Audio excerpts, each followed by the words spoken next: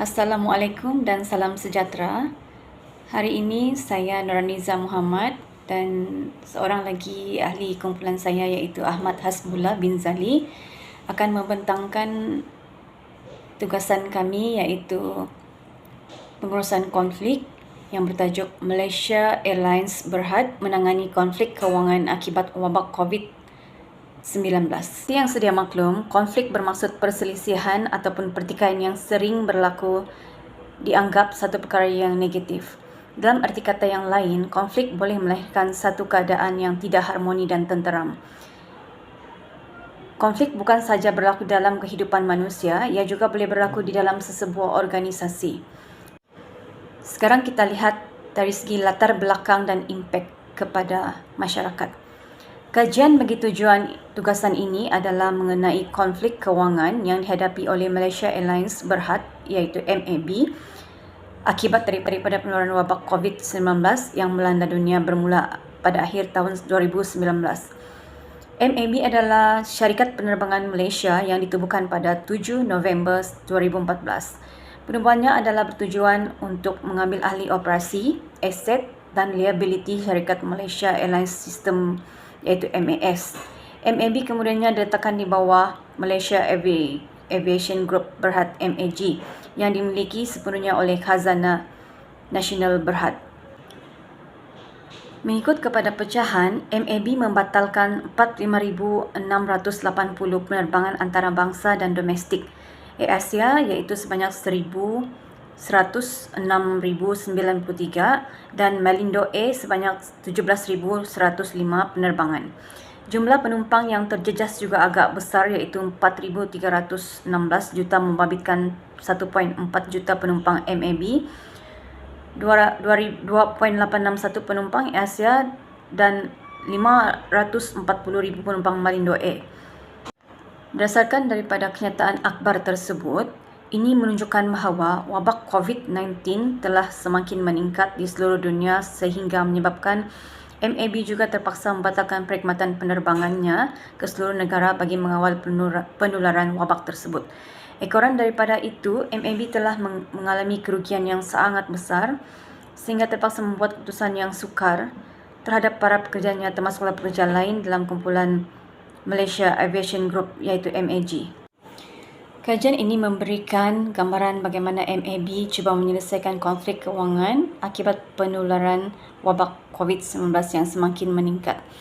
Konflik yang berpunca daripada wabak COVID-19 ini memberikan impak yang besar kepada seluruh warga kerja MAB.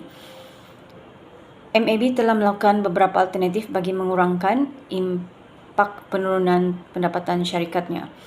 Pertama, sebagai syarikat induk kepada MAB, MAG telah membuat keputusan untuk mengurangkan 10% gaji serta allowance pengurusan kanan ke semua syarikat di bawahnya selama 3 bulan bermula dari Mac 2020. Kenyataan ini boleh didapati melalui laporan akhbar berita harian online yang bertarikh 10 Mac 2020 oleh Hazwan Faizal Muhammad dan Al-Azharin alias. Kedua, MAG juga telah menawarkan cuti 3 bulan tanpa gaji atau cuti 5 hari tidak berbayar setiap bulan selama 3 bulan yang bermula pada bulan April 2020 kepada 13,000 orang pekerjanya. Kenyataan ini boleh dapati melalui beberapa laporan akhbar yang terdapat di laman sosial. Alternatif ketiga pula adalah cadangan untuk membuat penggabungan di antara Malaysia Airlines Berhad dan AirAsia Group Sendirian Berhad. Penggabungan ini adalah bertujuan untuk menyelamatkan syarikat MAB daripada krisis kewangan. Namun begitu, Ketua Pegawai Eksekutif kumpulan iaitu Kapten Izham Ismail menyatakan kepada berita harian bahawa langkah yang diambil itu adalah lebih berkesan untuk jangka masa panjang. Menurut katanya, sebarang cadangan penggabungan perlu mempertimbangkan peraturan anti persaingan selain menangani masalah pelbagai cabaran pelaksanaan dan integrasi, termasuk aspek tenaga kerja, komitmen serta liability kedua-dua syarikat penerbangan terbabit. Sekian daripada pembentangan saya dan bahagian seterusnya akan disambung oleh rakan sekumpulan saya iaitu Ahmad Hasbullah. Terima kasih. Assalamualaikum yang dihormati doktor. Saya Ahmad Asbullah bin Zali 248877 Grup K. Ingin menyambung daripada rakan setugas saya berkaitan dengan konflik Malaysia Airlines dalam COVID-19. Okey, penyelesaian bagi menyelesaikan konflik kewangan Malaysia Airlines Berhad, Malaysia Airlines Group membuat pengurangan 10% gaji serta allowance pengurusan kanan di semua syarikat di bawahnya, menawarkan cuti 3 bulan tanpa gaji atau cuti 5 hari tidak berbayar setiap bulan selama 3 bulan bermula pada bulan April 2020. Cadangan pergabungan di antara Malaysia Airlines Berhad dan AirAsia Group sedikit sebanyak dapat berkongsi permasalahan masing-masing dan mengatasi permasalahan yang dihadapi dalam pandemik COVID-19. Malaysia Airlines Group menawarkan skim pemisahan sukarela kepada pekerjanya. Secara keseluruhannya, alternatif yang dilakukan oleh Malaysia Airlines Berhad ini merupakan kaedah yang terbaik buat masa kini, mengelak pekerjanya daripada dihentikan oleh syarikat terutamanya bagi kaki tangan berpendapatan rendah. Selain itu, alternatif ini juga bertujuan untuk mengekalkan aliran tunai syarikat dan memastikan kelangsungan syarikat. Ini kerana syarikat sememangnya tidak mampu lagi untuk membayar gaji penuh kepada setiap pekerja disebabkan oleh sekatan menyeluruh perjalanan rakyat Malaysia ke negara luar dan sekatan kemasukan kepada pelancong dan pelawat asing ke negara kita, Malaysia.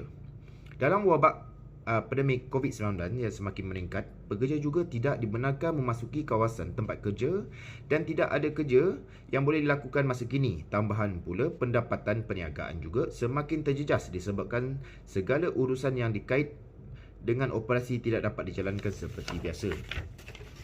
Okey, cadangan yang kita dapat buat daripada pandemik COVID-19 ni berkaitan dengan Malaysia Airlines Berhad.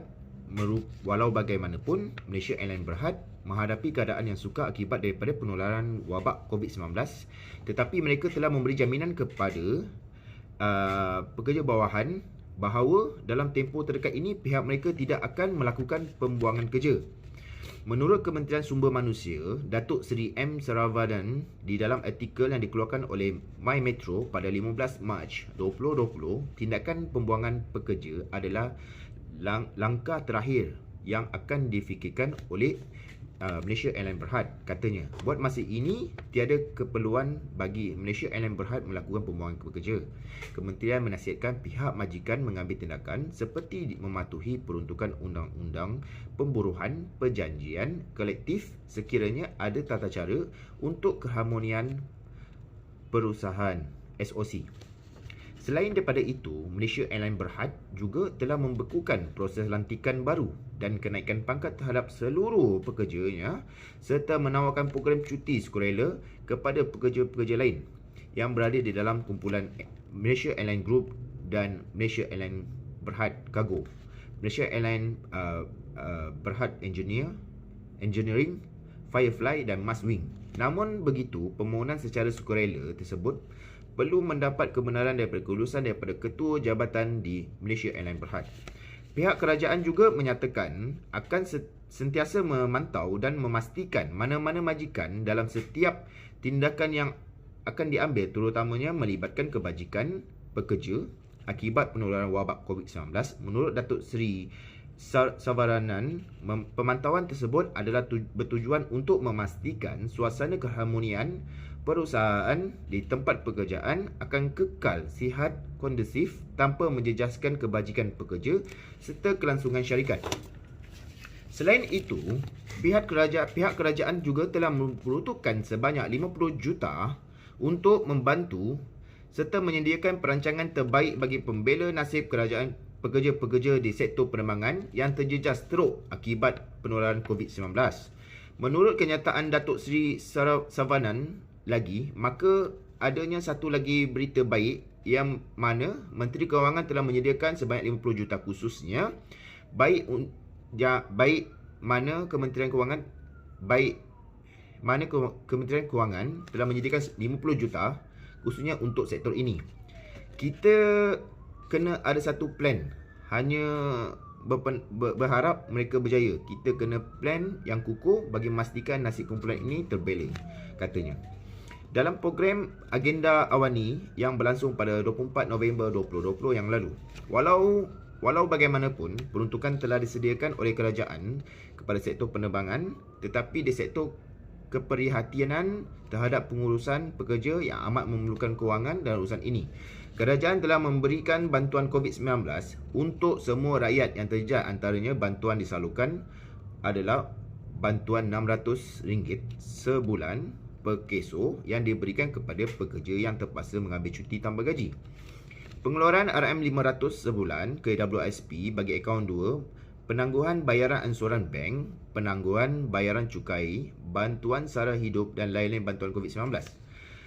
Selain daripada itu, daripada bantuan kerajaan, Malaysia Airlines Berhad juga menyediakan program latihan semula yang dikenali sebagai latihan MH Engineer pada 2000 bagi 2,000 kaki tangan yang terdiri daripada juruterbang dan kru kabin.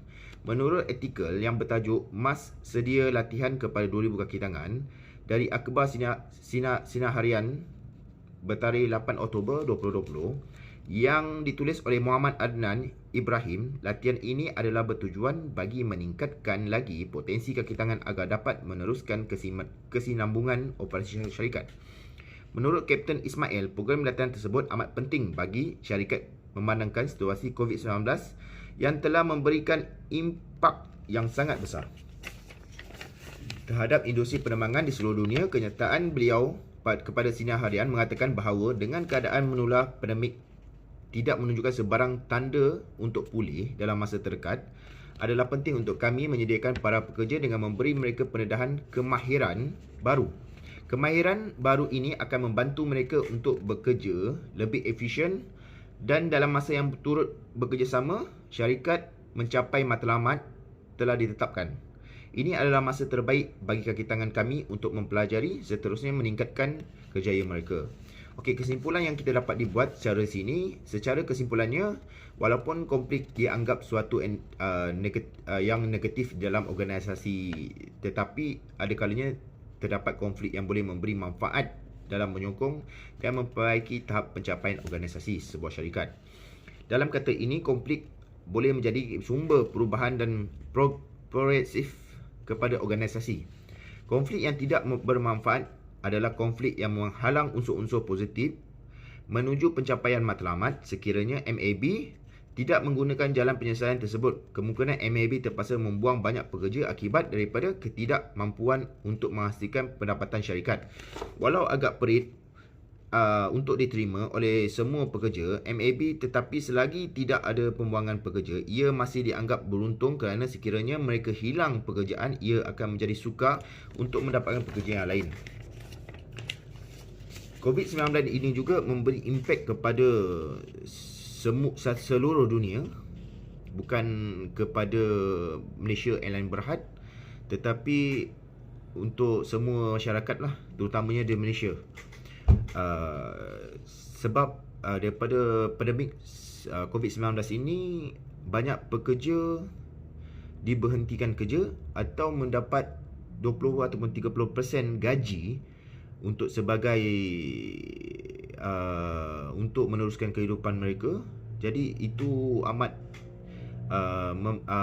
memberi satu impak yang besar kepada mereka lah, sebab dengan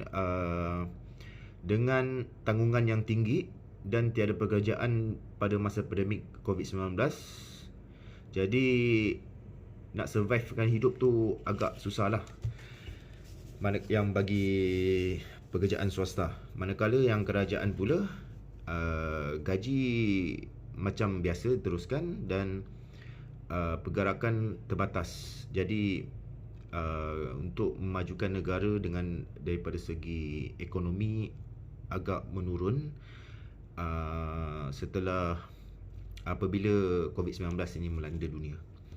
Daripada situ, sekian, terima kasih daripada kumpulan kami, Doktor. Assalamualaikum.